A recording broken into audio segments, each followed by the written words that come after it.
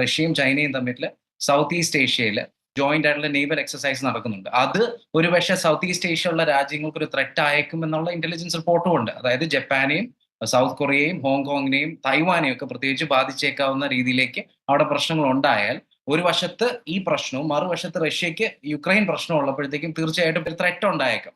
ഈ മീറ്റിംഗ് തന്നെ നമ്മൾ ശ്രദ്ധിച്ചു കാണും. ജപ്പാനും അതേപോലെ തന്നെ ന്യൂസിലൻഡും ഓസ്ട്രേലിയയും സൗത്ത് കൊറിയയും ഒക്കെ പാർട്ട്ണർ മെമ്പേഴ്സ് പറഞ്ഞിട്ട് ചെന്നിട്ടുണ്ടായിരുന്നു മീറ്റിംഗിന്. അതിന് കാരണം എന്ന് വെച്ച് കഴിഞ്ഞാൽ അവർക്ക് നേറ്റോയിൽ ചേരാൻ പറ്റില്ല. എന്തെങ്കിലും നിവൃത്തി ഉണ്ടായിരുന്ന ഓസ്ട്രേലിയയും ജപ്പാനും ഒക്കെ നേറ്റോയിൽ ചേർന്നതിന്. പക്ഷേ അവരുടെ ആർട്ടിക്കൽ 10 ക്ലോസ് അനുസരിച്ച് യൂറോപ്യൻ രാജ്യങ്ങൾക്ക് മാത്രമേ ഇപ്പൊ ചേരാൻ പറ്റുള്ളൂ. അതുകൊണ്ട് മാത്രമാണ് അവർ മാറി നിൽക്കുന്നത്. അല്ലെങ്കിൽ ഇവരൊക്കെ തന്നെ ജോയിൻ ചെയ്തേനെ. കാരണം ജപ്പാനും സൗത്ത് കൊറിയയൊക്കെ ത്രെറ്റ് ആയിട്ട് നിൽക്കുന്ന രണ്ട് രാജ്യങ്ങളാണ് സൗത്ത് ഈസ്റ്റ് ഏഷ്യയിലുള്ളത്. ഒന്ന് ഈ ചൈനയുണ്ട്, അതോടൊപ്പം തന്നെ നോർത്ത് കൊറിയയുണ്ട്.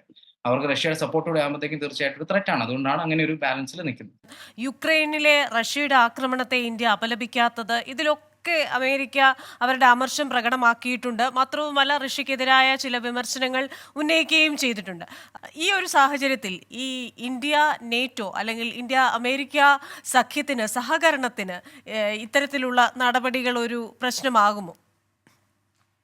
ഇല്ല, ഇന്ത്യ ചെയ്യുന്നത് ആ ഒരു ചരിത്രം ഇപ്പം നമുക്ക് പണ്ട് മുതലേ ഓരോ സമയത്തും വാറുകളുടെ സമയത്തൊക്കെ നമുക്ക് മിലിറ്ററി എയ്ഡും എല്ലാ തരത്തിലുള്ള സപ്പോർട്ടും തന്ന ഒരു രാജ്യമാണ് റഷ്യ. അതേപോലെ ഇപ്പം ഇന്ത്യ മാത്രമല്ല, ഇപ്പൊ സൗത്ത് ആഫ്രിക്ക എടുത്ത് നോക്കി, പലസ്തീൻ വിഷയത്തിൽ ഇന്റർനാഷണൽ കോർട്ട് ഓഫ് ജസ്റ്റിസ് ഇപ്പോൾ കേസ് ഫയൽ ചെയ്ത രാജ്യമാണ് സൗത്ത് ആഫ്രിക്ക. അതിൻ്റെ അകത്ത് വിക്ടിംസിനെ രക്ഷിക്കണം എന്നുള്ള കരച്ചിലായിരുന്നു സൗത്ത് ആഫ്രിക്ക വെച്ചിരുന്നത്. ഇവിടെ വരുമ്പോഴത്തേക്ക് നേരെ തിരിച്ചാണല്ലോ. റഷ്യയുടെ കേസിൽ എല്ലാ കാര്യങ്ങളിലും റഷ്യക്ക് സപ്പോർട്ടായിട്ട് അല്ലെങ്കിൽ മിണ്ടാതിരിക്കുന്ന ഒരു മനോഭാവമാണ് സൗത്ത് ആഫ്രിക്ക കാണിക്കുന്നത്. അതിന്റെ കാരണം എന്ന് വെച്ചാൽ അപ്പാർത്തൈഡ് സമയത്ത് അവിടെ കറുത്ത വർഗ്ഗക്കാർക്ക് സപ്പോർട്ടായിട്ട് നിന്നതും അവർക്ക് പലതരത്തിലുള്ള ആ ഒരു സ്ട്രഗിളിനെ സപ്പോർട്ട് ചെയ്തതും റഷ്യയാണ്. അതുകൊണ്ട് അവരത് മറക്കത്തില്ല. അതുകൊണ്ട് ആ ചരിത്രത്തിനെ ബേസ് ചെയ്ത് അവരിപ്പോൾ സപ്പോർട്ട് ചെയ്യുന്നു.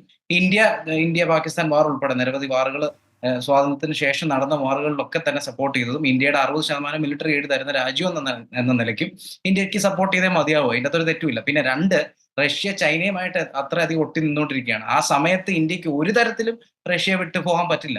ആ ട്രയാങ്കുലർ ലവ് സ്റ്റോറിയിൽ അതേ സ്നേഹം കൊടുത്തുകൊണ്ടിരുന്നില്ലെങ്കിൽ റഷ്യ ചൈനയെ കല്യാണം കഴിച്ചാൽ കൊണ്ടുപോയി കഴിഞ്ഞാൽ ഇന്ത്യയുടെ കാര്യം അപകടത്തിലാവും. അതുകൊണ്ട് ഇന്ത്യ ചെയ്തതിൽ യാതൊരു തെറ്റും ഞാൻ കാണുന്നില്ല.